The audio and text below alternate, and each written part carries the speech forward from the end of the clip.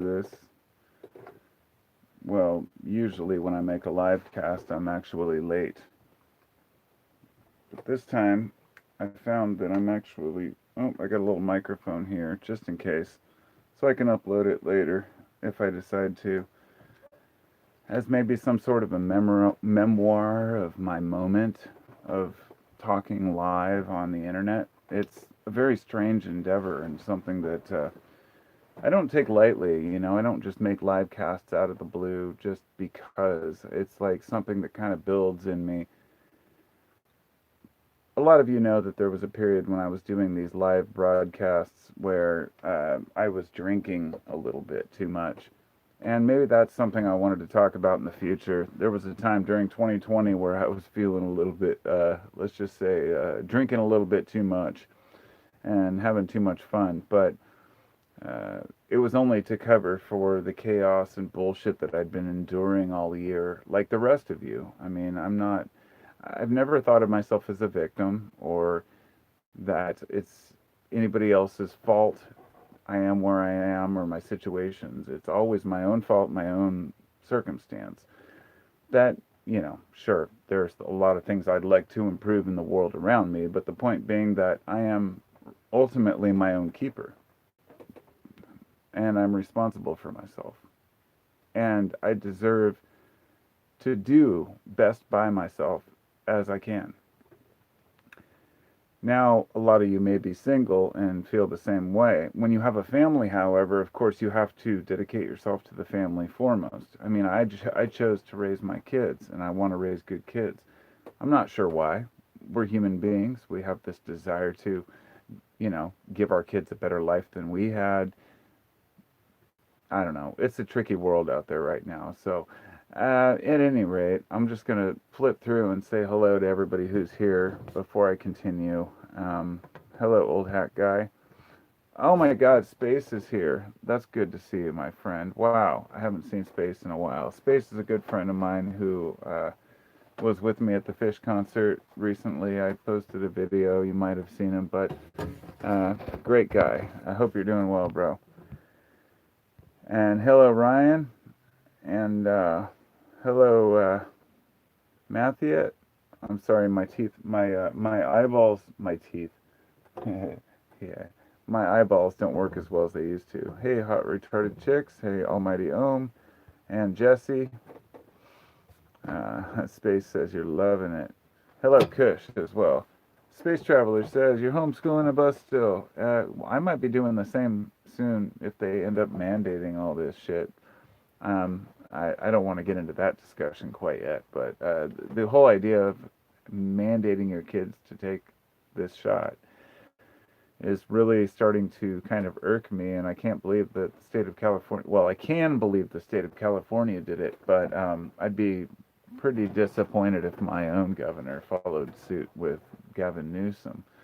Um, and my governor is not much better, nor is Oregon's, but I don't know. That puts me in the minority. I know this because out of all of you watching this, I'm sure that even out of the 11 people watching right now, I'm going to guess that most of you, at least 2/3 of you, have already, had your shots, so you're not worried about it and you don't care anyway.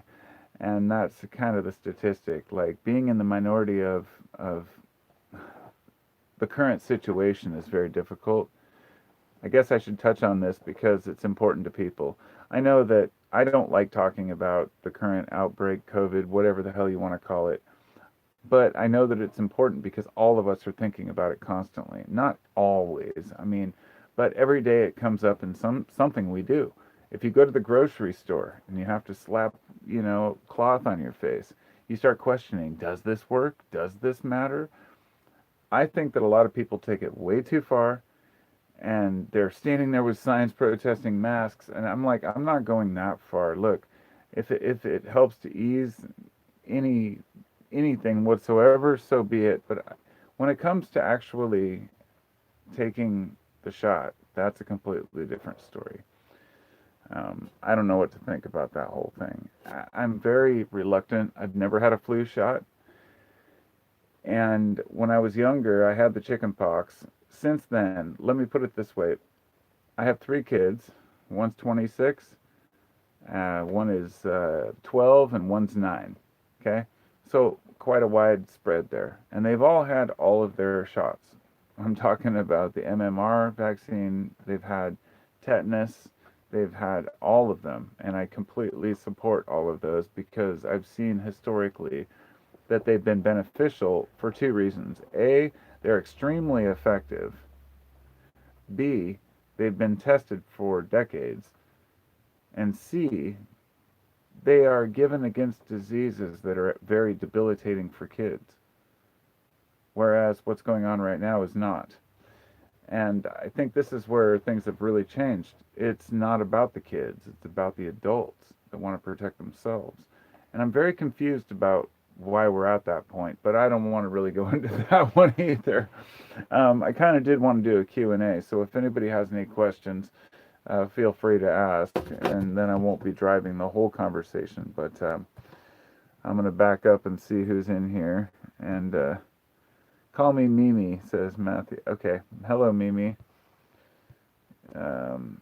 Yeah, I hope everyone's doing well tonight. I really, ouch. Oh, man. Have you ever totally screwed up your wrist and then when you move it wrong, it just like is like a lightning bolt through your hand? I don't know what I did wrong, but man, it hurts. It hurts. Um, oh, what is it? Oh, did I say old hat guy? It looks like on hat guy.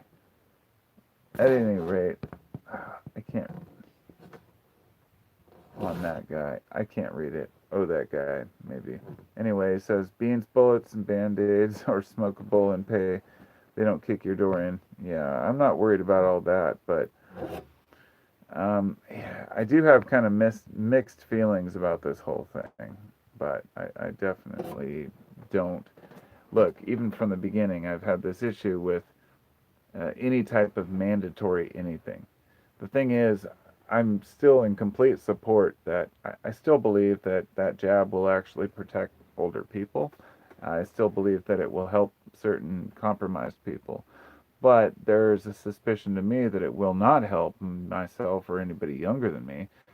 And I don't know. I already told my story about riding back in the school bus with COVID positive people that were all in my camp and they all had the vax. And I was like, those of us who didn't have it never got sick. And it was a really strange thing. And then I started talking to other people who had the same experience. And I was like, I'm not saying it causes it, but then I found out that it can actually weaken your immune system for a bit, which makes you more prone to catch it. So most likely my immune system was working fine because I was taking these mushroom capsules, which may or may not have worked, but we had a good time nonetheless. What are the best kinds of beans? Oh, dude, I'd say black beans, but I don't like refried beans. They're pretty crappy, but they're great in burritos. But I think black beans, if I had to live with any bean, it would be, yeah, black bean. Great question, actually.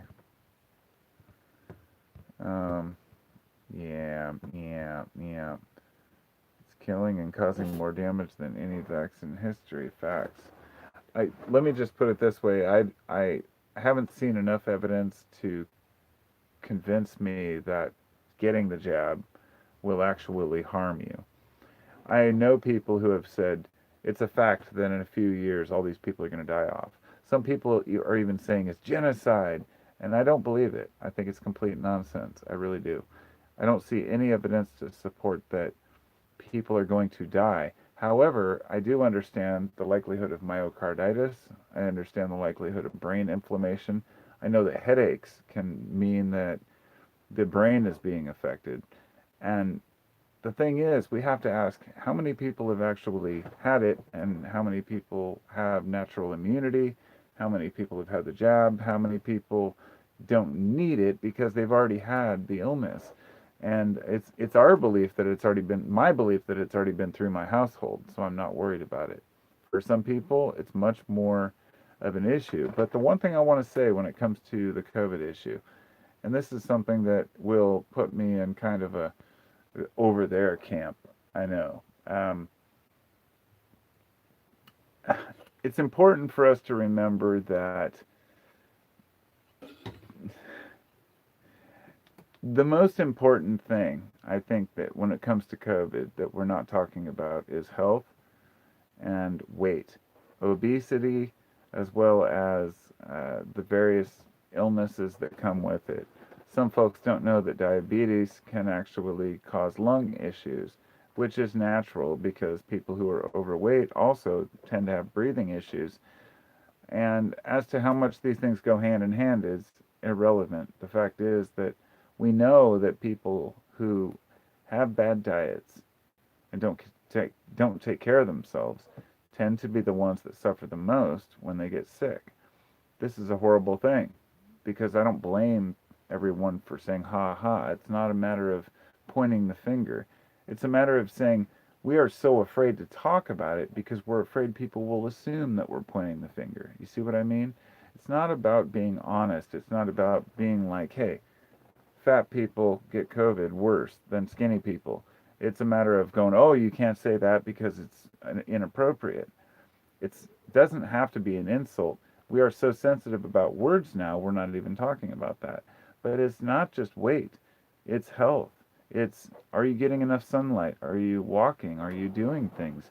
I know when I'm being lazy. I think we all do.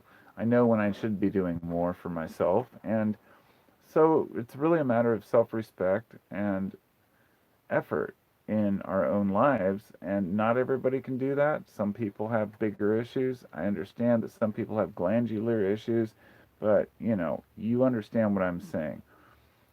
COVID strikes people who are unhealthy a lot worse than those who take care of themselves.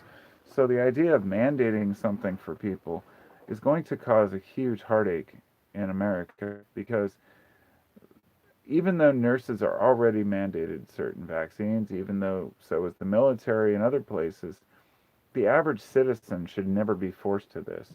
I don't work for the federal government. They work for me. You see what I mean? And I'm just shocked at the quick rate at which people started just believing everything that they're told. And I honestly am dumbfounded at the stupidity I've been seeing around me. The way that people have been acting on the left and the right. Um, People want to just live their fucking lives as best they can. They want to be able to embrace whatever belief system they have, and they want to be able to embrace whatever lack of belief system they have. You see what I mean? We shouldn't have to agree with each other. We shouldn't have to be on top of every single news article that comes out, and we shouldn't have to argue about all the politics of what we think is important.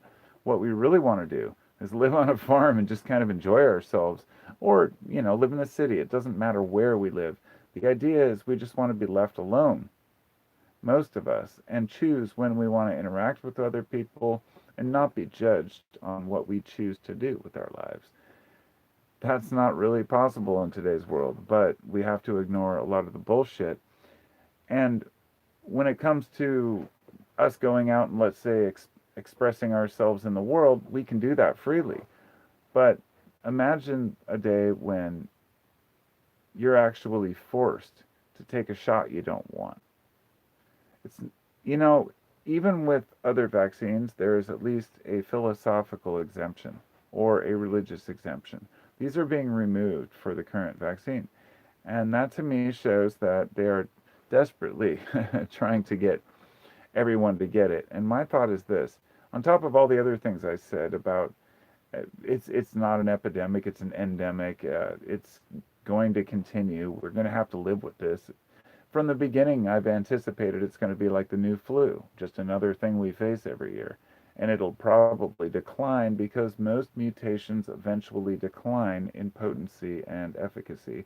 And over time, their transmissibility rate doesn't matter if the sickness itself doesn't cause much harm.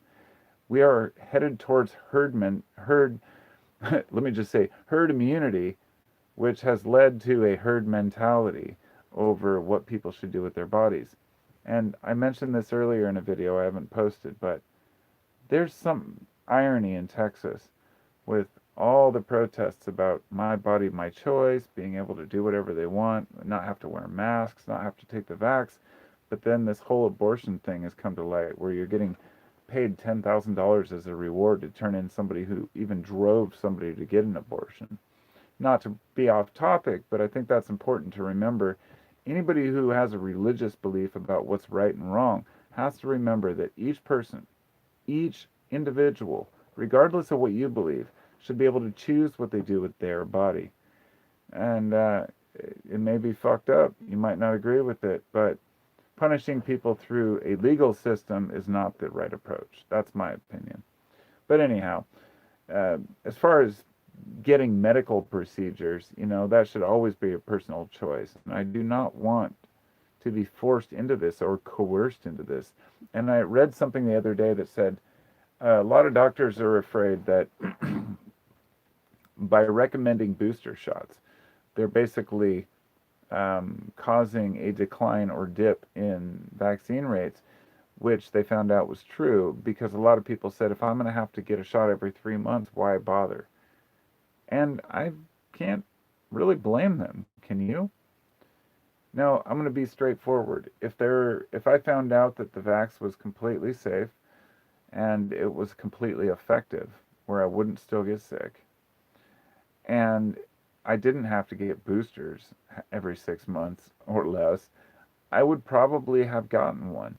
But the fact is, that's just not the case. And instead of us changing kind of how we view things and saying, well, I may be willing to take boosters all the time and deal with this, but others don't have to and shouldn't have to. If you really believe that getting the shot is safe, I don't think that there's any sense in worrying about what other people are doing. So, but beyond that, there's a lot of shit going on with the economy too. And how about them bears? And no, got to change the subject here because I can't talk about that all day.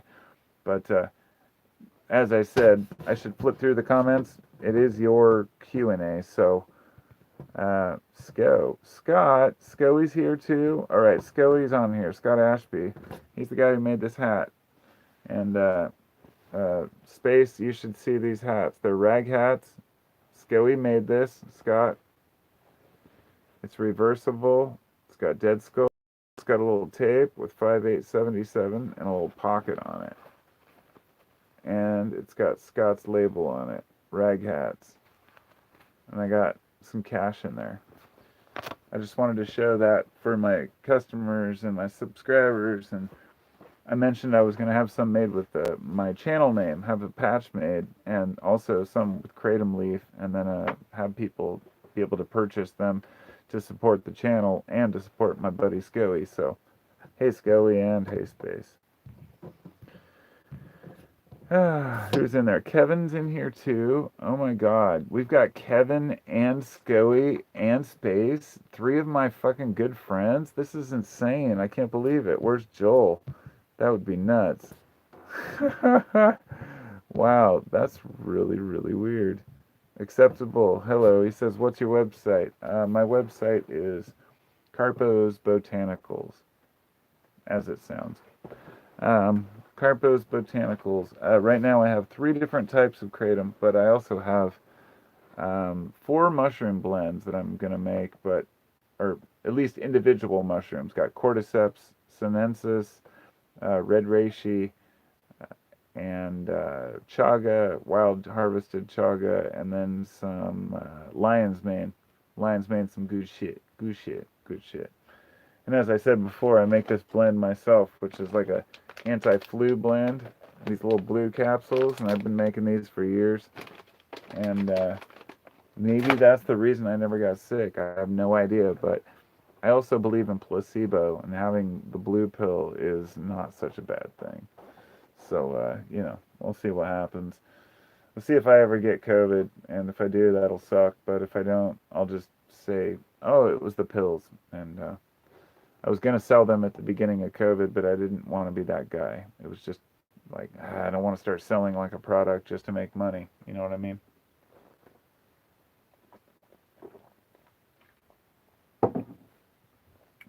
The last 2 years I've been drinking Apocalypse IPA when I have a beer because it fits the moment.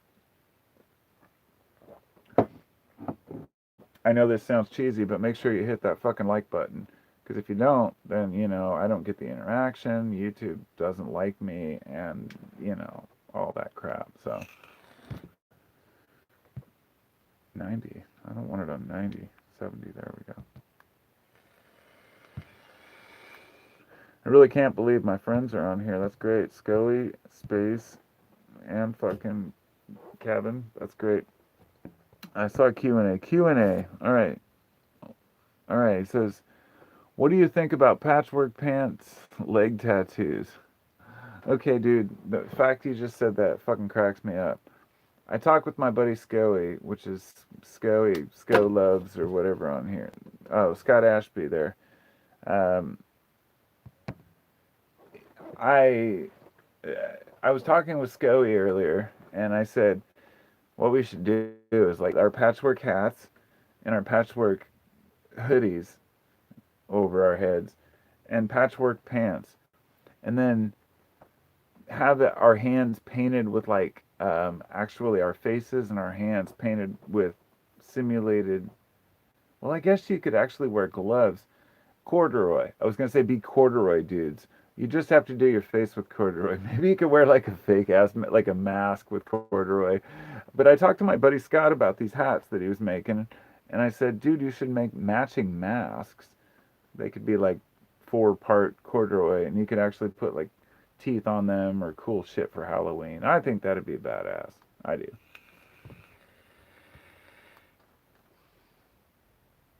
Space said he wants him to make 100 of them. Space, you've got to stay out of my fucking turf, bro. I got Scully making me some first. No, no, dude, I'll totally buy some from Scully, but they got to be at the right price, of course. But yeah, I need a deeper one. But anyhow, yeah, it's been a really interesting couple years, and I've had like, I don't know, as I said, my kids have been going through all this bullshit with school, and I know for a lot of people dealing with COVID has been unique as individuals or couples. But imagine having two kids who had to spend the whole last fucking year doing remote learning, and then coming back this year and having it be super awkward. Nobody knows each other. My son's first year in middle school, he didn't get to graduate from his fifth grade. I mean, the whole thing has just been weird for the last year and a half. And it makes me wonder, how much is this going to affect the kids? And I know kids are tough, so I'm not, there's there's part of me that sees what a lot of folks are doing and saying, "Oh, it's harming the kids and wearing masks and doing all this. It's all, so harmful for the kids." But these are often the same people who are in the same breath saying, "Oh, kids want their safe spaces and they should get in fights and be rough and tough and learn how to deal with shit and follow rules." There's like this complete disconnect and a complete hypocrisy. It was just like I said earlier. People want to protest for their freedom to, do what they want with their body, but at the same time, they're passing bills preventing women from doing what they want with their body, under the guise that it's, for the good of the baby that's unborn, or because rather their religion promotes it. Because this is almost always a religious issue. And no knocking religion. Look, if you believe that, if you believe in your religion that, any type of abortion whatsoever is a horrible thing, or that, like a lot of Catholics do, that, this is even worse, because, which is using any type of contraception is like against their religion. And I have a really hard time with that when there are, say, missionaries from the Catholic Church going around the world for the past several centuries telling other nations, don't use contraceptives, you know, procreate, make babies, and read the Bible. It's just never really got anybody anywhere, except in a lot of trouble with way too many kids and a large population. And I think it's a real misconception about what it means to be a human. The idea that we want to serve God. And I know that may not agree with a lot of people. They might think that that's our whole purpose on earth is to serve God. But isn't it the same serving yourself and those around you and those you love, which brings us closer to understanding that eternal truth, that oneness that you might feel? Now, look, I've seen God on mushrooms. Believe me. I know that sounds totally ridiculous, but it's actually true. A large dose of mushrooms, maybe a little DMT at one time or another, but no, for real, I've seen what I called the Godhead. It was more of a feeling. You don't. The point I wanted to make is it's not something you literally see with your eyeballs. We are constantly perceiving things with our eyeballs, and all they do is reflect light into the back of our eyeballs, and they flip upside down and hit our cornea and our retina, and they go into the back of our eyes. Then they hit the nerves carry them to the brain translates them, flips them right side up, tells which synapses to fire, and then we perceive what it is. We don't even understand where we come from, where we're going, why we exist, how we really see what we see. We hallucinate, we see things that aren't there. We can smell things that aren't there. We can hear things that aren't there. Our ears work the same way. Our noses have little molecules, might land in certain little locks or spaces, and all of a sudden we think we smell something, but really it's another communication to the brain. We are amazing fucking creatures. Our being, our entire existence is utterly amazing. I mean, I don't even know how to vocalize how awesome it is to be a human, to be able to walk this planet as a human being. And maybe that's a message I want to convey to those who might feel depressed or lost or sad. You know, there's a lot of that shit out there, and I go through phases where I'm just like, what the fuck is the point? The last couple weeks, or I should say, maybe the last few days, rather, since I fixed my drain finally in my kitchen, I didn't want to have to call a plumber at like $400 to, because I knew what he'd have to do. It's like, I'm gonna get the parts. I gotta do this. I gotta figure out how to get this clog out, and it was really deep and hard to get out. I finally got it, and since then, I was like, okay, I'm gonna focus myself on this: laundry, organizing stuff, sorting things, putting things in boxes, getting rid of stuff, posting things on Craigslist, trying to clean out my life, as you can see all my stuff behind me, and get back to a normal state of life. So, we'll see if that ever happens. I don't know what normal really is, but Seiko says, I loved your gorge vid. Well, thank you. I appreciate it. I love that vid too. It was so fun. Okay. The guy says, what are your thoughts on removing women's rights to vote? Well, what does that even mean? Godhead and mushroom trip are not the same thing. No, of course not. A mushroom trip's a mushroom trip, and seeing the Godhead is seeing the Godhead. I've done both. Um, Dan says, everything is upside down, or do people in Australia have eyes? Ha ha, ha, you funny fool. Skelly. Okay. Now half trolling. Ha. Well, you can't troll me, because nothing phases me. You know why nothing phases me? Because I don't know what the hell I'm talking about, and I know it. Just like you don't. Just like everybody. Truth is, well, my wife knows that. She knows I do get angry sometimes, and I do have moments where I get frustrated, and I guess I've really learned to let that go. Sometimes it's important to learn how to let go, how to forget about those things that bother us, because they can really drive us nuts. I've had some moments where shit really just gets to me, and you just fight through it. Maybe that sounds old school, or I know a lot of folks. It's easy to just say be tough to people, but I know it's harder than that. My friends that were just on here, like Kevin and Scoey, I've known them since they were 12 and I was like 14 or 13. We were young, and we started hanging out. We'd go down to the train trestle. We'd hang out underneath in the middle where there was a giant cement pillar. where we could lay down on the pillar and watch trains go right over top of us.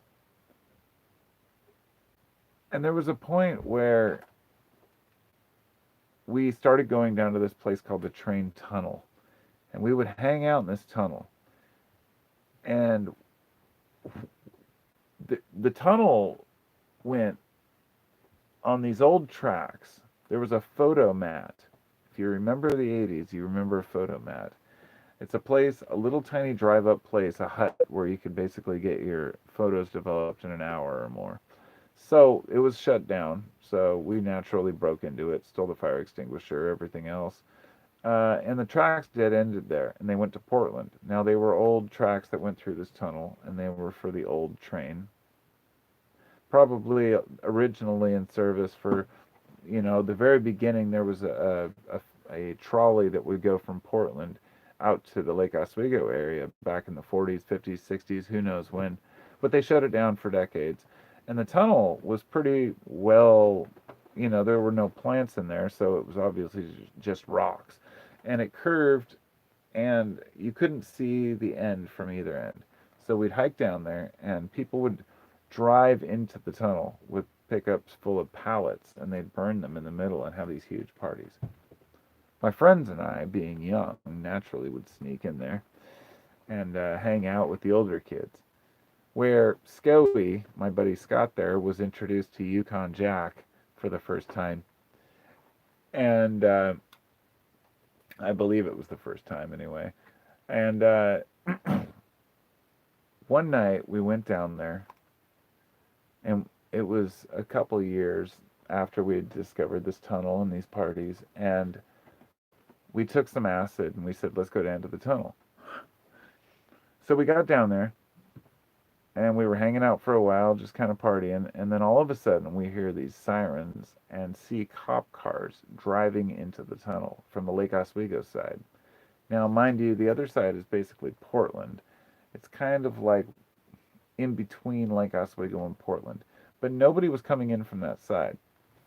So we all hauled ass, and all my friends and I just booked out the other end, along with a bunch of other people.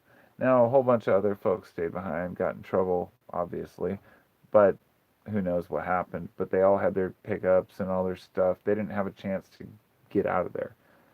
My friends and I ran to the end of the tunnel, and it was a large tunnel. We ran to the left and climbed up these bushes and these trees up to the top of the tunnel. And then we leaned in. Now, you couldn't see the middle of the tunnel from the ends, obviously, like I said. So all we could see were the reflecting lights of the cop cars on the tunnel. And so, we sat there and we laughed and joked, and we were waiting for cops to maybe come running down with flashlights. We'd check every so often and lean down and look down front. And an hour, 15 minutes passes, a half hour passes, an hour passes, and then who knows how long it really was, at least an hour to an hour and a half. And all of a sudden I'm like, I don't think they're still in there. We're like, we looked down and we could see the sirens or the lights flashing. I was like, I think we're tripping. So we ran back down and started slowly creeping in there. Sure enough, they were gone a long time ago. Fire was out. Everybody was gone. We found a bunch of beer and we ran back to the train trestle, the bridge. And at one time we went down to the bridge, and I remember there was cops came from both ends. They would come from Westland or from Gladstone or Milwaukee, Oregon, and from Lake Oswego, and they'd close in on all the people partying. And all I remember is climbing down on these two little metal girders that were like 2 inches wide, and just huddling there by this little pole, and just looking up and watching the cops bust everybody for like 20 minutes. And then once everything was clear and everybody got arrested and taken away, I slowly climbed up and looked down. There was a whole bunch of beer and a beer bong just laying there. So I grabbed the beer and the beer bong and ran home. I was always pretty lucky. I would get away with shit like that. But, it was fun. Good times.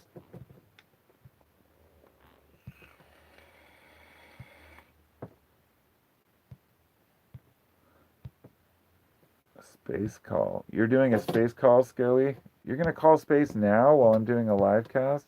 How dare you? All of your YouTube streams will be used against you in a court of law. Look at it this way, old hat guy, or whatever it is. This is video number 4057. I'm not shitting you. I've done 4057 videos. I looked at it earlier. It was 55, and then I made two. Maybe this would be 4058. I actually guarantee that everything in the world is known about me at this point. I posted so much personal info that there's really nothing anybody could possibly come up with that I don't already know. But it's very possible that, you know, maybe there's something I don't know about myself. Maybe I was adopted and I'm not even aware, or maybe I scaled some large mountain, or I was a Navy SEAL at some time, and then I have an alternate identity. It's very possible. I just don't know. I mean, I don't know. I have no idea.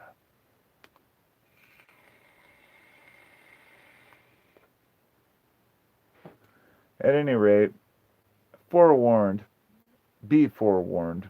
I don't know how long my phone's going to last, and it will probably die at one point.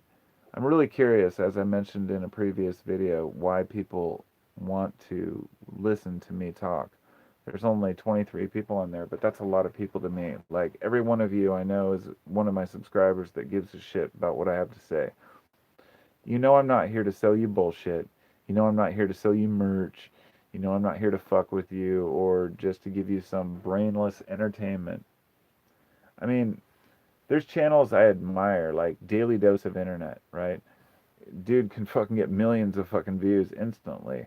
But of course, you know, it's just a dude posting other people's content, and that's something I've always tried to avoid. Not just that, but posting other news, things like that. So when I go to post a video, it's usually my thoughts on life in general, and I might throw in some current event with it, but I don't talk about current events all the time. And that's what I think is so awesome to me, that a lot of you even give a shit and want to hear what I have to say. Because I don't like talking about politics. I fucking hate it. But it's important sometimes. It really is. I feel like over the last few years, I've had a lot of resolution with people I've had like political debates with. I mean, Trump supporters, for example, people were so heated and so fired up about it. I'm like, he's just another dude. And now at least people have calmed down a little bit, and they're like, well, your guy Joe Biden. I'm like, no, I don't like him either. Like, I don't care about presidents. I'm not a big fan of federal figureheads, people in suits. I'm a big fan of my neighbors, the people I can see, the people that I know. Even I'm awkward enough around those that I love, and extremely awkward around those I don't know, and then even more so, super suspicious of those I will never meet. Those people who write the laws and claim to be for me and that give a shit about me. I just can't believe it, no matter who it is. But humans are desperate to understand things. We really are. Ooh, great comment. That's a great. The healed one. It says mass psychosis has arrived, and you know what? You are absolutely fucking. That's. It's a topic I've been wanting to talk about for like a couple of weeks now, but I don't even know how to word it without. Generally, a lot of people will be offended when you talk about that idea, but it's only because they're part of the psychosis. The fact that so many people are still programmed to go out and buy bullshit at the store. It's not just the rich people, right? It's even in the hippie culture, in the alternative culture. You go to a fish show, a dead show, any of these events, and you see people wasting money. Like I mentioned in the video I made before, people throwing away coolers and pop-up tents. That's just one thing. When there's a lot of money made, no matter who it is, the money is not appreciated. It's not respected. It's just wasted on junk. Like, I've been a frugal person my whole life. It doesn't Not necessarily a good or bad thing, but for me, I'd rather save money for things like experiences than buy items. But we are so prone to the commercialization of life that naturally we're going to want to buy some shit. But a lot of people buy way too much shit. I mentioned this before, but I had a friend who bought these jeans, and this like tank top or some shit. He was over here years ago, and he was bragging about how much the fucking tank top was like 150 bucks. I'm like, why the fuck would you buy a t-shirt for 150 bucks? He's like, oh, it's really good cotton. It's really soft. It fits and it doesn't shrink. I'm like, that's a ripoff. And he's like, well, these jeans were like 450 bucks. And I'm like, why the fuck would you spend 450 bucks on jeans? Well, they last for a long time and they don't ever, break down. I looked down and I'm like, I got Levi's on. I've been wearing for like 5, 6, 7 years. They were like 30, 40 bucks and they're not gonna fall apart either. So when they do, maybe I could spend another 40 bucks, but 450 bucks, give me a break. I mean, the whole point was that he was talking about the actual brand name, not the item. And that's what I'm trying to get away from. Not the quality of something. If it's good quality, spend money on it, but why are we so prone to buy shit and brag about the label on it? I don't know. Just a thought of mine that's always bothered me. I hate commercialized bullshit.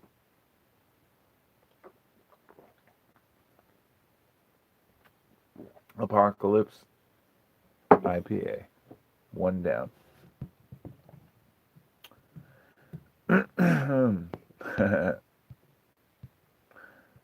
You are my friend, so I listen. Thanks, Space. Appreciate it. You sound drunken, says Dan. No, I'm not drunken, actually. I haven't drank any beer, really. I think I've had maybe 2 beers. But I actually been taking bong hits of this Thai. Really good Thai.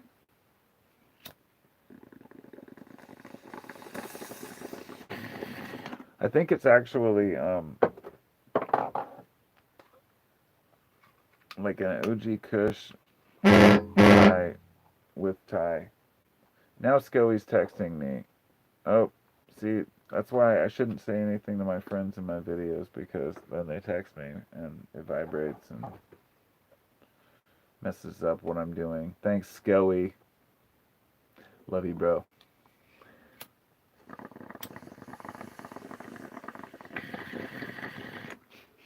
I just need to recharge there. It's been a long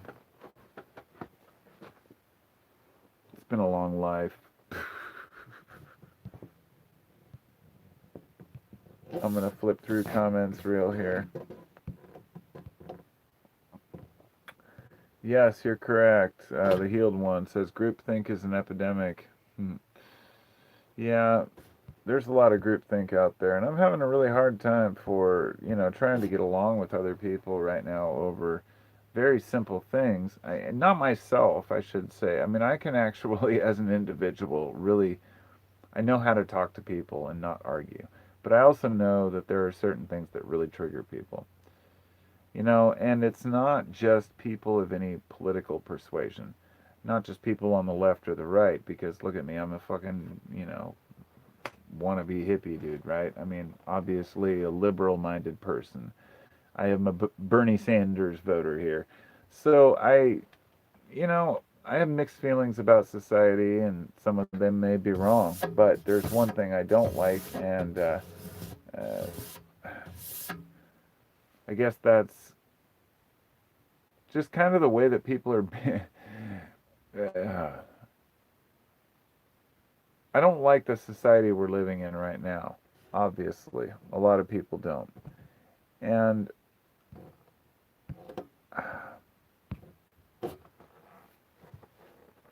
let me think of how to word this without coming across the wrong way.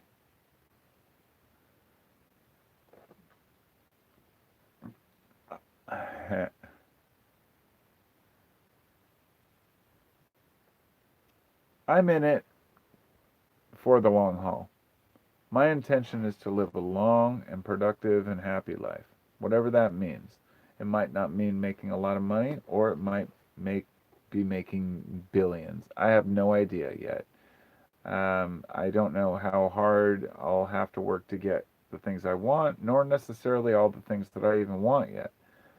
I have a family, and I intend to respect my family and hope that they respect me, right? And the most important thing to me is that connection between me and my family, that love that you get.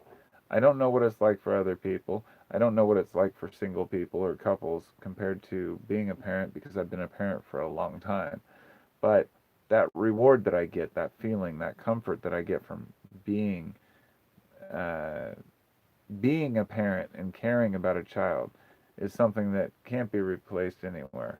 And the fact that my wife and I are, get along as well as we do is the added bonus because so many people seem to just drift apart and not care about each other anymore. And I care about her deeply. And I have such gratitude for that. And when I see folks who don't have that, it makes me think, well, maybe this person would be happier if they were like this. But that's not the case because some people aren't. They can be miserable with other people. And the point I'm making here is just the unique nature of how each person deals with their life and how we need to be left alone as individuals to do our own thing.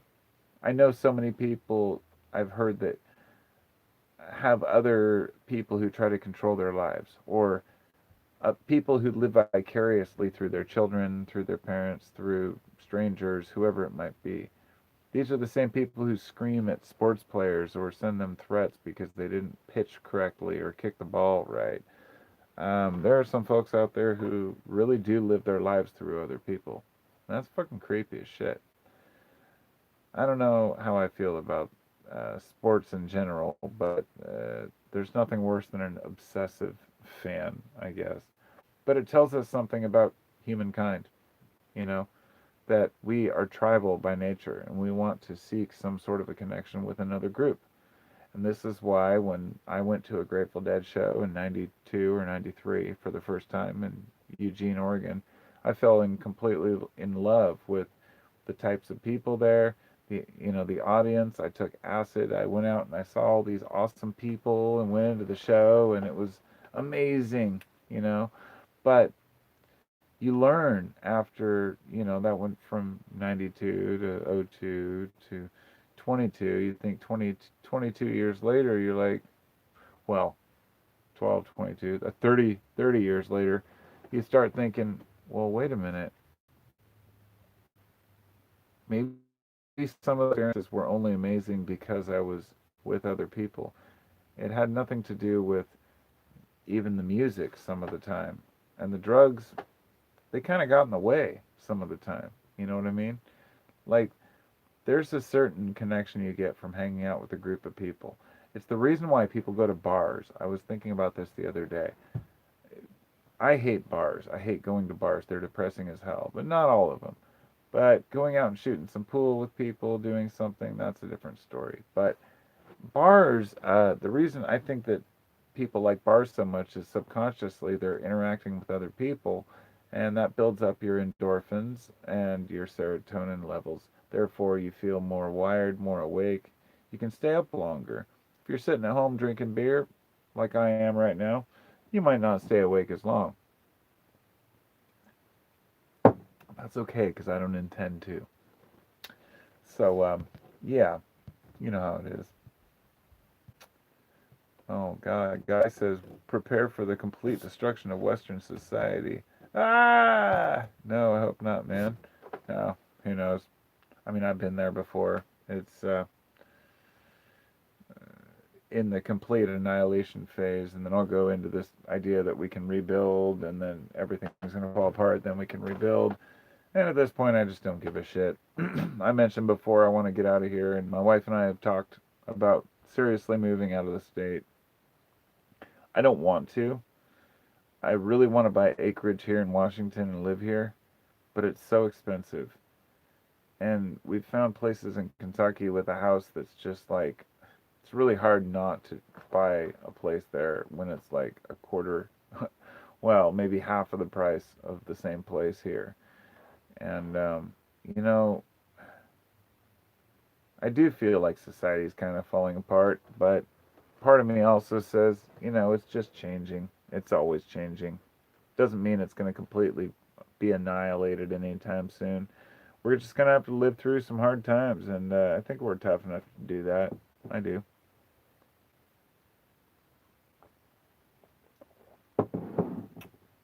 I mean, in my life, my whole thing is this. I had mentioned this many times before, but when I was like a teenager, I read this book called Behold a Pale Horse by William Cooper. Now, William Cooper was the guy that Alex Jones actually got all of his info from, and that's how he got his kind of boost in career by kind of stealing it because Cooper was killed. He was kind of a fanatic. He said he'd never be taken alive, kind of thing. He had a warrant or whatnot. Cops showed up at his house. He got shot in his driveway. There's a whole conspiracy around it. Point being, he wrote this book. He used to be in the Navy, and he talked about all these secret deals the government had. He talked about secret projects, things like that. And there's a belief that the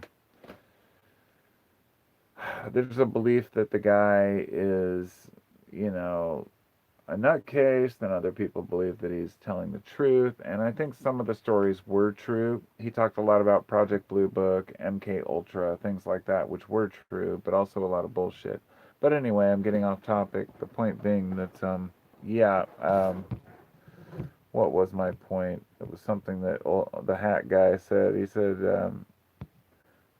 oh, no, I can't remember. It was something somebody else said. But anyway, the whole point was I kind of gave up on the conspiracy realm because I realized how much people were obsessed with trying to basically predict, calculate, manifest when the shit's going to hit the fan.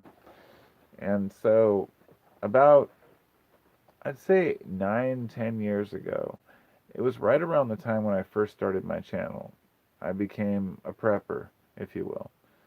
I started reading about storage of food, ammo, whatever it might be, having, emergency shelters, things like this. And so I started stockpiling things, and for a while I was kind of obsessive about it. In fact, some of my earliest YouTube videos, my very first ones, were about prepping for disaster, or prepping for the worst, or something like that. And that's what got me interested in sharing stuff because I was like, this is what I want to share. I want to tell people they need to be prepared for the shit to hit the fan. This was maybe circa 2011, 12, what, right before the Great Mayan calendar apocalypse. But no, even back then I said I don't believe that that's the end of time or anything. I understood the Baktuns were like the time frames of their calendar. Long story. Point being that I wasn't a sucker. I just wanted to always be ready for anything. And my biggest concern was always a solar flare, not anything humans can do, not riots or protests or uprising or any of this crap, not the wussy little Proud Boys fighting with the wussy little Antifa. Those guys, none of that shit has anything in comparison to one CME or solar flare that takes out the entire grid worldwide. That's all it would really take. Not to sound defeatist or depressing, but that's kind of the facts. We're living in a time where everything is protected by electricity, computer chips, and it's very difficult to see where we would go after a major collapse of the grid. So, anyway, I don't know where that came from, just a thought. Um, Andy. Hello, Andy. He says, just joined, but took some, ouch, my wrist again. Took some red Sumatra. Nice, nice. Hello, Joey.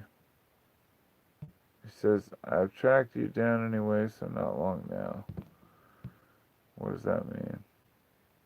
Just know you're not your man specifically. Sorry, I'm reading comments. I missed something here. At any rate. Phil Hicks was great. Yeah, he was pretty funny. So, anyway, as I was saying, thanks for coming along for the live cast. And if you have any questions, of course, as I said, it was a Q and A. And, you know, I just wanted to, before I go, I probably chat for a little bit longer, but there are some really interesting people out there. And during 2020 and 2021, all the real douchebags have come out of the woodwork. And it, it's funny because growing up, I remember I heard this guy talking earlier about fist fighting. He's like, back when I was a kid, we'd settle things with a fist fight. Nowadays, they just troll each other on Twitter or something. And I thought about this, and it's kind of funny maybe to the older generation, but it's not funny to the kids. And I really feel for the kids who are anywhere between, well, let's just say high school and younger at this point. And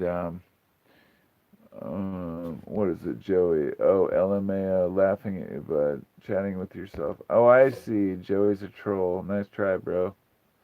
If you're a troll, Joey, then I'm sorry that you feel that way. I'm sorry that you feel like trolling in some stoner hippie on a fucking YouTube channel. I'm glad you don't have anything better to do with your life, bro. So anyhow, yeah, no, sorry. I usually ignore people, but some people are douchebags. Um, I get interrupted by the stupidest shit. Okay, what does it say? Stearns? I can't read the name. Don't let the agents of destruction stop you from your own personal creations. This is actually an important.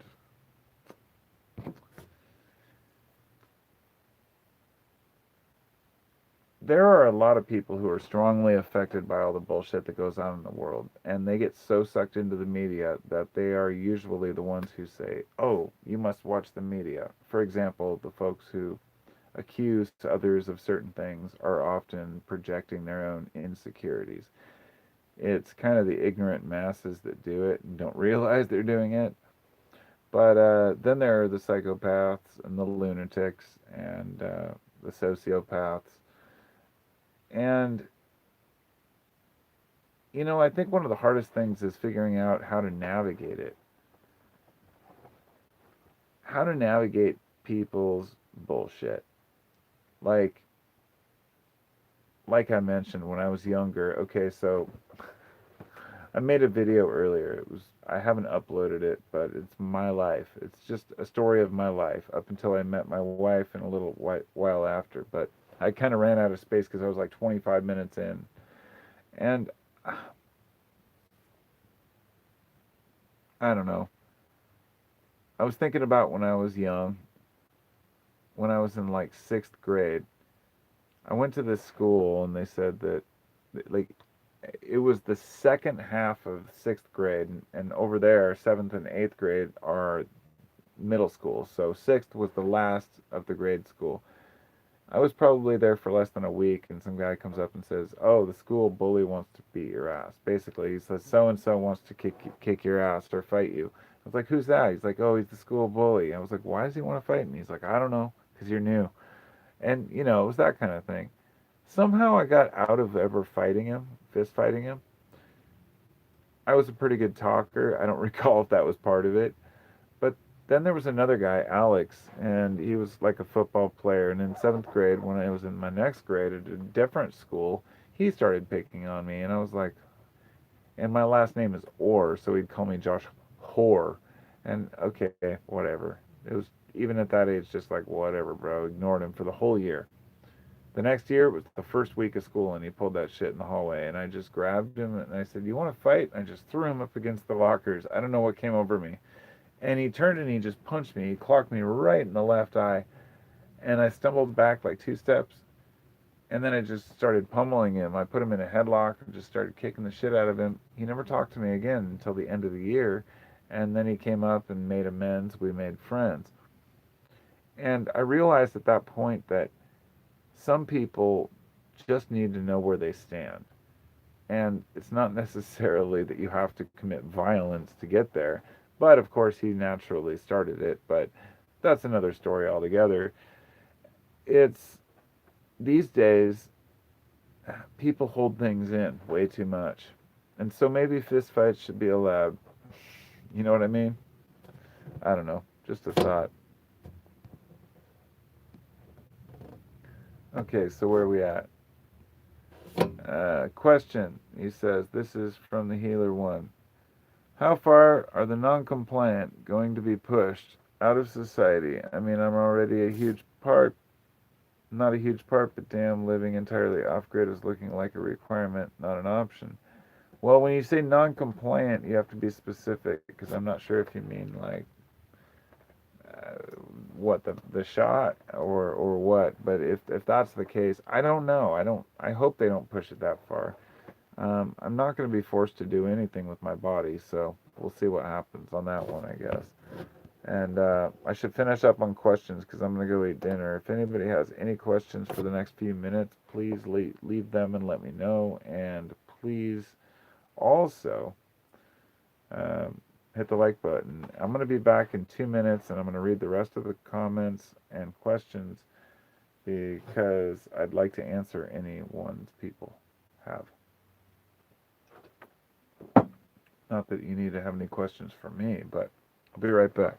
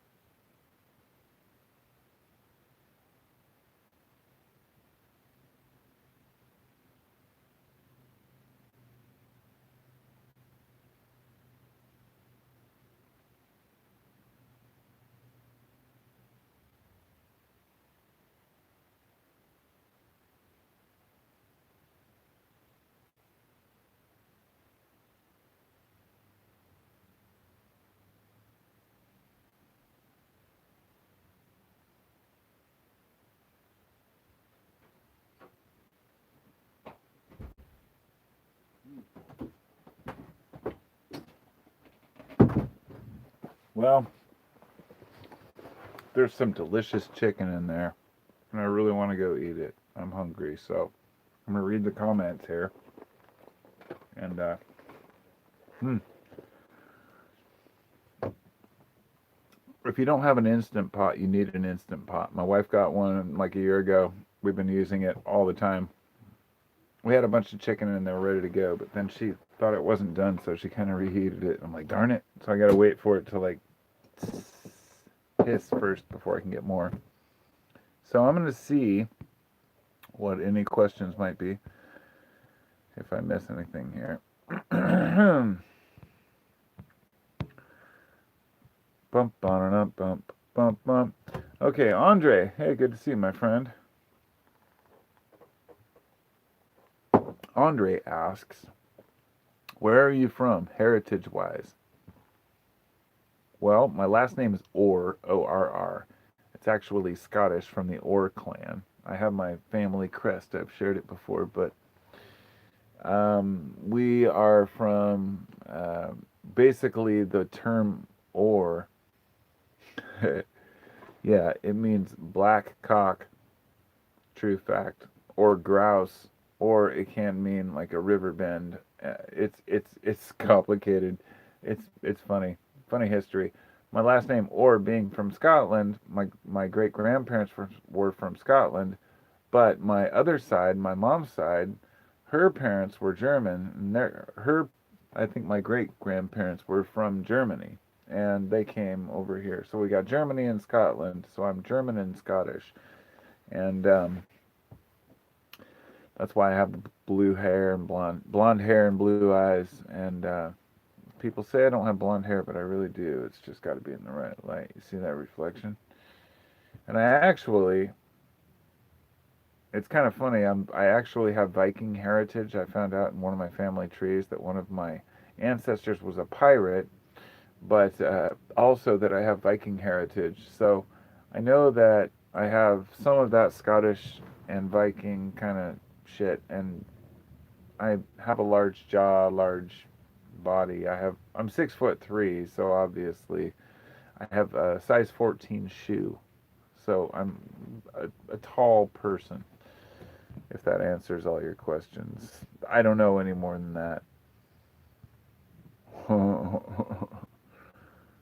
Oh, the healer says, does he have a website for tea? Yes, Carpos Botanicals. Oh, Jesse says, if you could make your own drug, what would the effects purpose be for it? Yes, actually, if I was a chemist and I could make my own psychedelic, which is really on the table already now. I mean, we've come a long way with like analogs of psychedelics, which are amazing. I haven't tried them, but or all of them, a couple. If I could have a drug, what it would be was first off, taking psychedelic mushrooms can be an amazing experience, but it's too long and drawn out sometimes. Acid is absolutely too long. What I would like is something that lasts about 3 hours and gives me the mushroom experience without waiting for that weird come up. And I don't think that that's possible because I think that the body has to go through some shit before it can get there. Anyway, that's my own opinion. So I'm going to continue on the questions. Tiger Bear says, "Have you looked into flat Earth?" Yes, Tiger, I absolutely have, and I'm not going to get into it here, I guess, because I don't want to. I found that I don't know how much you believe about flat Earth, but I would just say that all of it, in my mind, has become so preposterous and easily disproven that it's really not worth the time. When we compare the Earth itself to every other planet and the whole universe itself, I really see no reason to believe the Earth is flat. And but that's not the only reason. There's just no real scientific evidence. I've even looked at the maps. I've looked at the potential supposed models of the flat Earth, and they don't work because I watch the moon. I look through my telescope at celestial objects, and it doesn't jive with what I know to be true about physics, time, space, and distance. So, no, I don't believe the Earth is flat. Okay, where was I? Lots of weed too. Okay, Redant says, too bad that communist propaganda machine, Facebook and Instagram, wasn't hacked indefinitely. You know, I'll be brutally honest, I completely agree with you. Look, I don't want anybody to be harmed by change or technology, but honestly, when I found out that Facebook went down and Instagram and WhatsApp and all this shit, my first thought was, I really pray it stays down forever. And I don't know where that comes from. I think it's just my hatred for Facebook. I really despise it. I think it's garbage. I can't stand it. I used to have it. I still have one account I found out that I never deactivated, which is like a gardening and prepping one from like 10 years ago. And I thought I might as well just keep that up so I can at least get concert tickets because you're forced to use Facebook sometimes.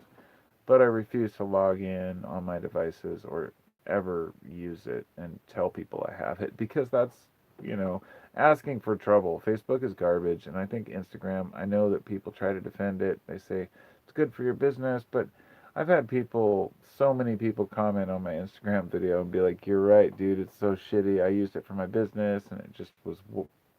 It didn't help me at all. It's just a bunch of people posting fucking modified booty videos and shit, or booty pictures. It's like, I don't know. A lot of folks try to defend sites. I won't even defend YouTube. It's garbage too. But here I am. At least I can make a raw video and talk to you all live without being censored yet. So I'm going to keep flipping through comments. Mark says, "Man, what happened to you? You used to be a very knowledgeable man, but you turned out to be a dopehead." Oh, yeah, bro. I just lost all that knowledge. Well, Mark, you just sound like an asshole right now. And I'd like to ask you specifically what knowledge you're talking about. Because I guarantee you I haven't lost it. Let me tell you something, Mark. I was talking with a friend the other day at a wedding, at my friend's wedding. It was his brother. And I said, I've learned a lot of crazy stuff over the years and a lot of big words and phrases. And I said, but what I've learned, the most important and valuable thing to have when you're sharing through a video, through a podcast, whatever it may be, is to be able to dumb it down. And I'm not talking about people being dumb. I'm saying for yourself and for others, be able to use simple terms that everyone can agree on. And so if you think the fact that I smoke marijuana makes me just a dumb dopehead, I don't know really where you're coming from exactly on that, and honestly don't know why I'm giving you that much attention. Probably because I'm a dumb dopehead, but uh, the point being that that knowledge is not lost. I've been smoking weed for 35 years daily, so if you thought I was knowledgeable before, I was probably more fucked up then. Anyway, moving on. All right. Seth says my last name translates to hi, also German.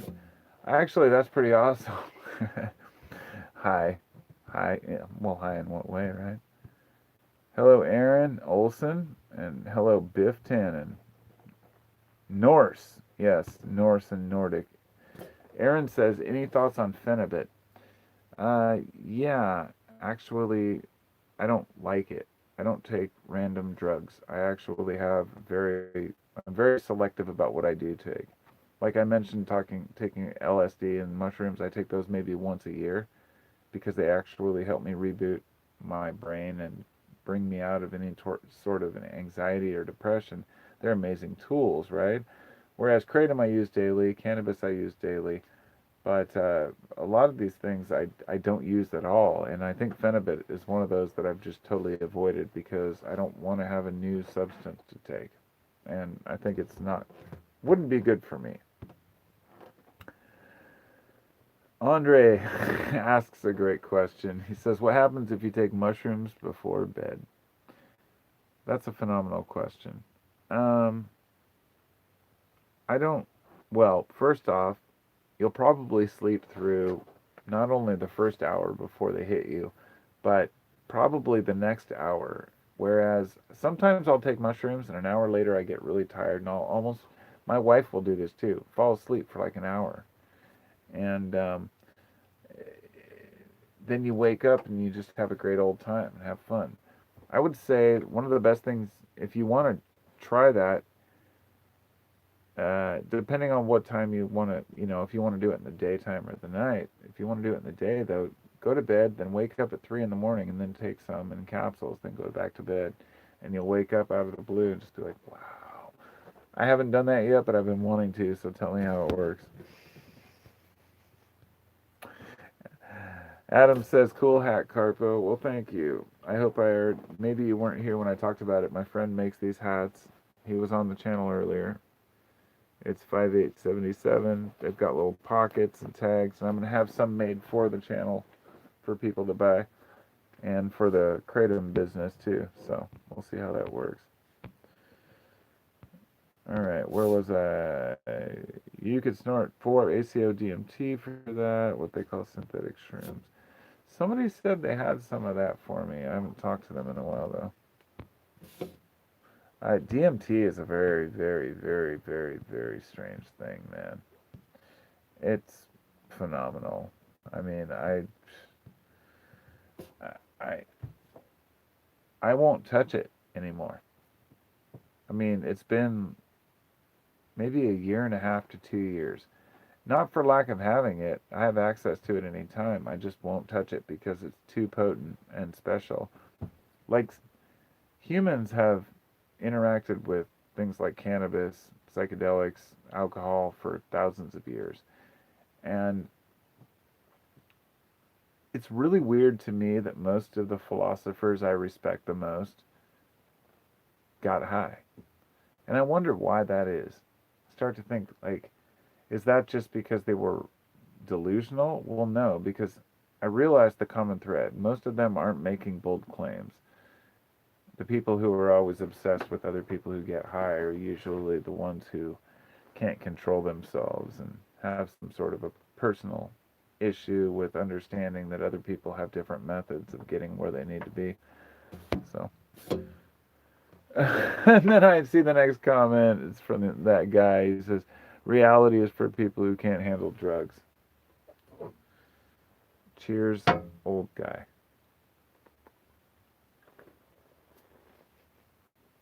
That was perfect. As I said before, every one of my live casts has been like this, so make sure you hit the like button. Do it now. And anyone like Amanita muscaria? Ooh, that's a great question, Keith. Actually, I had a friend who ate some of that at a party. And okay, so I used to live with this guy down in Hawthorne in Portland, and we rented a house from my ex-girlfriend's dad. We lived there for like 2 months. It was a huge Victorian house, like right on Hawthorne Boulevard. We had this raging party on Halloween and got kicked out because one of my one of the people at my party, I think it was one of my roommates maybe, dumped a complete beer over the neighbor's head because she was complaining about the noise. It was a crazy nightmare. Like the kind of like Animal House party that you would expect. And it was fucking fun. It was great. And it was worth getting kicked out over because now I have a great memory. But in retrospect, it kind of sucked at the time. So, anyhow, um, at one time, the guy that lived there, my friend, he's like, I'm going to take some Amanita muscaria. And for those who don't know, that's the toadstool mushroom, the one that, not really a toadstool, but the one that you usually associate with shrooms, the red cap with the white dots. That is not a psychedelic mushroom. That is a dissociative mushroom. So it contains muscarine or muscimol, which muscimol A, I think, which it makes you basically delirious, and it makes you just like kind of hear things repeated. There's a lot of weird shit that happens, but my friend, they split a whole one and took it, and nothing happened to them. That's the only person I know who's taken them, but I've heard plenty of stories from like Paul Stamets and others, and they're pretty awesome. One about dropping his car keys over and over and over. It was pretty crazy.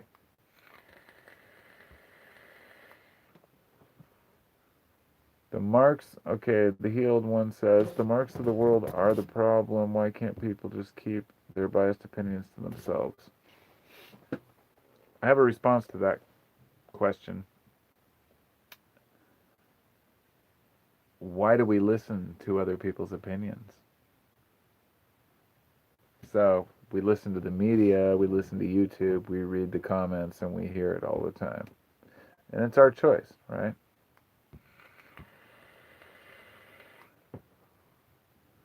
All right, what do we got? Bro from Brum? Is that what it says? Recently, I found your channel and have swiftly watched some. I'm sorry, my site sucks. Swiftly watched some T6 videos. I would like to ask you, how have you been able to build a decent life despite not finishing high school? Love you. Well, thanks, man. Or ma'am, or man.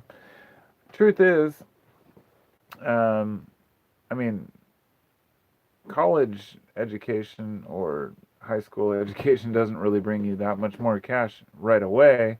And a lot of the people I know ended up owing more for their college anyway than it was worth. My wife was a server. She's a waitress that now is a basically an assistant manager slash server that gets tips and a good wage. in Washington, which is one of the highest places. But I worked in construction for several years, and we both made pretty good money. Then, when I couldn't do construction anymore, I started working selling kratom and different herbs, which I still do to this day. And so the whole thing is, I don't think schooling really prepares you for anything except working for other people, but not necessarily entrepreneurship, which is something I always wanted to do. I didn't want to work for someone else. I know that it's not for me, and I just can't do it. I really can't. As for being successful, YouTube, I did this math earlier as a joke, and I said I make $1 per video out of my 4,000 videos, 4,058 videos I've made. I made about $1 per video. That's because I've had people donating to my Patreon account for the last year, or about 3 years now, and it averages about $100. So that's 1,200 a year. I just kind of said, oh, it's around 100, a buck a video, because I've made about $100 a month on average in the last 5 years, 4 years since people started, maybe 3 years. I don't know. But I wanted to take a moment to say, if there are any patrons out there, I really appreciate you. I mean, it's $140 a month or something I make. It's not much, but that money I just leave there, and I say I'm going to use it to buy a new camera, a new recorder, something that'll help my channel. And I don't make money off of talking about random shit like this, but I still have all of you joining in. And for those of you who weren't here earlier, I went through this whole thing of saying, I fucking appreciate you all. Like, I see 34, 35 people on there, and it's like, wow, that's a whole group of people. I don't take that for granted. I say, it's almost like you have performance anxiety. You feel like you have to talk about something important, answer every question, talk about every topic, and it's hard. It can be hard. So, thank you for listening in. I'm going to go through the rest of the questions here. Nobody knows what kratom is in Greece, huh? Interesting. Thank you, Romaro. I appreciate that. There's some straight up reformed hippie right here. Are you? Reformed hippie? When I hear the term reformed, it just makes me think somebody else reformed you. I hope you reformed yourself. Oh, what do we got here? All right, Brad from Broome. Is that right? Bro from Broome. Is LSD the best low risk drug? Low risk, he says, to experience a trip and work through childhood trauma. I would say no. If you want to work through childhood trauma, and this is just, by the way, Scouts Honor, this is not medical advice. Nobody should take this as verbatim as a potential guide to what they should do with their lives. If you want to take the lowest risk substance to work through childhood trauma, it's not really as much about what substance you use, so much as who you use it with. You need somebody who understands you and that you can trust, somebody who preferably is either sober or just has taken a much lower dose. And my thing, what I would do, let me put it this way. If I were going to work through childhood trauma, I would, and let's just say I weighed 150 pounds. I would take 0.15 grams or 150 milligrams of pure MDMA, and I would wait an hour, then I would come out and I would talk to someone and lay on the chair and listen to some mellow music, and then when I had something to say, have somebody there who's willing to listen. This is a tough thing. I actually wanted, it was the first thing that really resonated with me. I want to be a trip sitter. In fact, I guess if I could get paid to do it, I would travel around from place to place and sit with people. And a lot of dudes do it here in Portland. They'll you sit with somebody and you talk them through their shit, but you do it with, they have to get their own psychedelics. So you're not responsible for them, right? You're just there helping them, and you have nothing to do with their substance. Because in Portland, it's decriminalized now. You can take mushrooms. It's normal for people to be able to take these things. Finally, it's been a long, long road. So yeah, I'd love to do that with people. I think it'd be great. But on a, that's beside the point, I guess. But mushrooms are the next in line, and LSD would be third. The reason being because LSD, I don't know, I should reboot that. It depends on how bad the trauma is.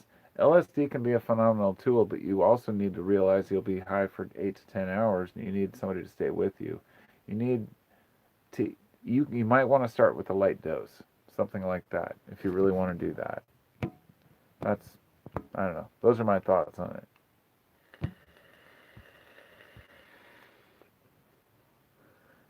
Jesse says, ever tried LSA? I have not tried LSA, but I've tried ALLAD, which is AL-LAD, with a friend of mine, Joel, and we had a pretty good time. But honestly, between that, LSD, and 2CB, my favorite is still mescaline. If you haven't tried mescaline, then you haven't taken the best psychedelic ever known to mankind. That's my opinion, and I stand by it. Going back through the comments. Eat amanita to tall, muscarade to get small. LSD is incredibly versatile and makes living pretty damn fun. It definitely can. I appreciate that. Ryan just donated $1.99. Well, thank you, Ryan. That's fucking awesome, dude. I really appreciate that. I didn't even realize I had that option to do that. I thought in the past I've had donations, years ago. So I thank you, Ryan. Fucking a. $1.99. I'll take it, dude. I was gonna make a video earlier about what a dollar can buy around the world, uh, but that's kind of funny. I don't know. That's great. I love it. All Things High says mescaline. Yes, mescaline. I don't know if you said that after I said that because I'm flipping through comments, but I know you're posting like way after you hear what I say. I don't know what the delay is on this, but yeah, mescaline is phenomenal. It's okay. The first time I took mescaline, I had a friend, random friend in the past, who was a kind of a chemist, let's say, and he said he bought a whole bunch of San Pedro cactus. Then he ground it all up and he made this solution and he did the whole chemist thing to where he did what they call precipitating the crystals of mescaline citrate. And once they were all precipitated, he dried them out, he put them in capsules, and he gave me some. I managed to get those to Bonnaroo or to Tennessee. Went down there to visit my wife's sister, and then we drove out to Bonnaroo in a rental car. Got to the show, enjoyed the first night. Second night, Fish was playing. Now, Fish is one of my favorite bands. I'd never seen them live at that point, and they hadn't played in like 10 years, and I thought I might never see them again, so this is a perfect moment. Who comes on before them? The Beastie Boys. I fucking love the Beastie Boys. So right when the Beastie Boys came on, I fucking took 2 of these capsules of mescaline citrate. I don't know, 500 milligrams each or something like that. Man, by the time Fish came on, I was already just like engulfed in the music, and they played a song called Velvet Sea, and I just bawled. I have not cried like that. Oh man, it was phenomenal. Mescaline will blow your mind. So I went back after the show. We went back to the camp, enjoyed a nice evening, went back to our tent, went to bed, woke up in the morning like 8 hours later, opened the tent, looked at the ground, and the whole ground in front of the tent was just moving like I was just peeking. That's when I realized mescaline is where the visuals are at. That's why when you watch like Doors and shit, you'll see people like out in the desert. And anyway, I think I'm running out of space. Damn it, or running out of Tennessee. You wouldn't make a great trip companion. My childhood trauma is deep and severe. Oh, you would make a great. Well, thank you. Deep and severe. Can you talk about MDMA and its benefits for you? Yeah, let me try to get another plug so I can help you out with that real quick before I go.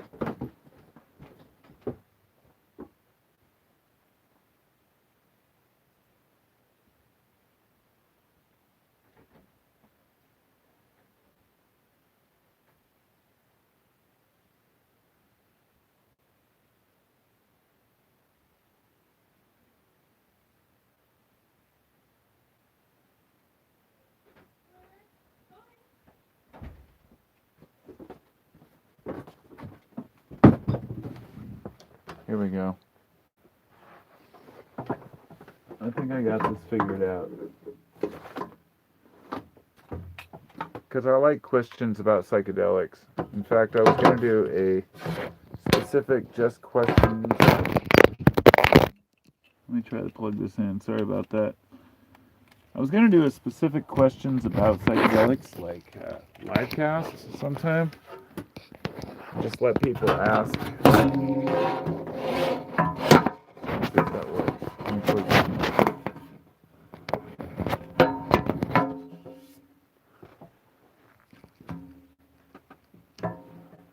in.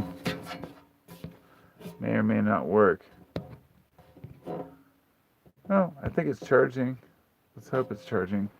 And anyway, at any rate, where was I here?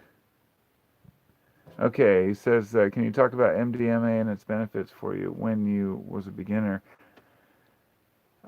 Actually, the thing about MDMA is that it's not overly psychedelic. It doesn't give you a bunch of visuals where you're like blown away with, distracted by this over here or over there. What it does is gives you a perspective on yourself and others around you. MDMA, let me put it this way.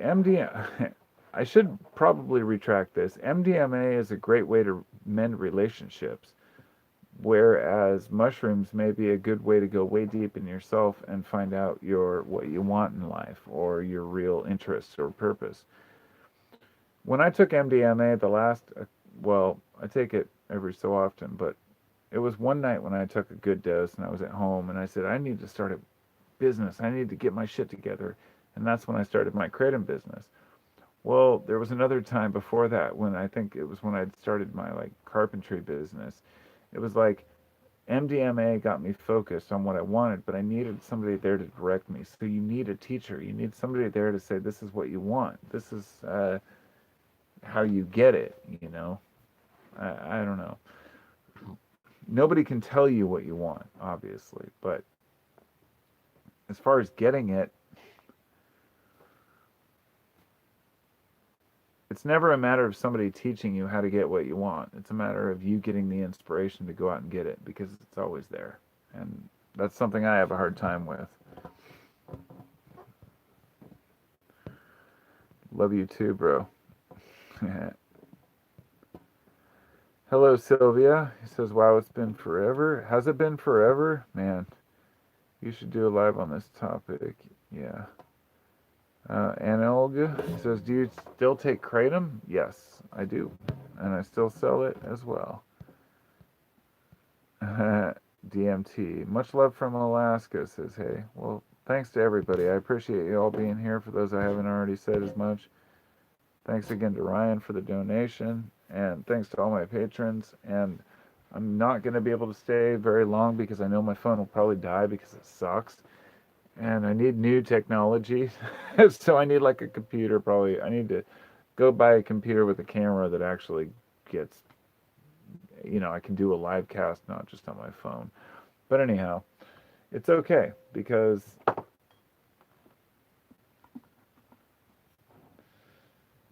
it's Tuesday. As I said, I've got my Apocalypse IPA. I've got my Thai cannabis, Thai cannabis, and a couple more questions I can answer here.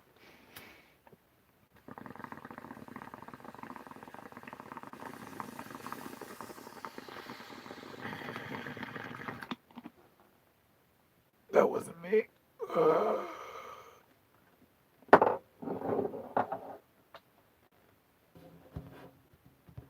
Much love from Alaska. Man, it's funny you say that because actually my oldest son, he's my stepson actually. I met when he was 3. He's 26 now, but he just met his real dad for the first time. And he came down to visit Portland, so he was over the other day. He's a nice guy. And he lives in Alaska. He actually has a place out there. So it was kind of cool. He went up there to visit him, and I don't know. Alaska just made me think of that. So Sylvia says Wu Wei. Wu Wei is the art of not doing, and I think it's phenomenal, but it's also misinterpreted. It's not the art of not doing anything, it's the art of letting shit flow, I guess. Going with the flow, if you will. Love from Chicago, huh? Love back to you from the Portland, well, Vancouver. All right, bro from Bruin says, try to put a premiere notice on upcoming videos about a few hours before so we can show up here on time. Thanks. Well, I did like maybe 45 minutes ahead of time on this one. But the thing is, I don't do that because, to be honest, when a whole bunch of people join at first, it's just too much. But more than that, I don't plan out. Anytime I've planned out a live cast like this in the past, I end up just not being able to put it together. So I just get bored with it or something happens. And so it's like, well, uh-oh, it looks like my phone's about to die. And that's okay. It's a good sign. It was good to talk to you all. I appreciate you all. Thanks for coming. If I can't get this thing to keep going, then, thanks for listening and all that. I'm going to try to plug this in one more time here. What I have here is one of those... Oh, I see the problem. Can I do it in time before it all shuts down?